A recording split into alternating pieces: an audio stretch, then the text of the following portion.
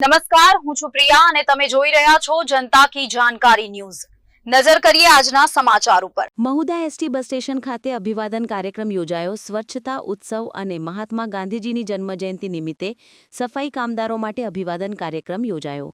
સ્વચ્છતા હી સેવા અભિયાનમાં સ્વચ્છતા ઉત્સવ કેમ્પેન અંતર્ગત તેમજ મહાત્મા ગાંધીજીની જન્મજયંતિ નિમિત્તે મહુધા એસટી બસ સ્ટેશન ખાતે સફાઈ કામદારો માટે અભિવાદન કાર્યક્રમ યોજાયો હતો।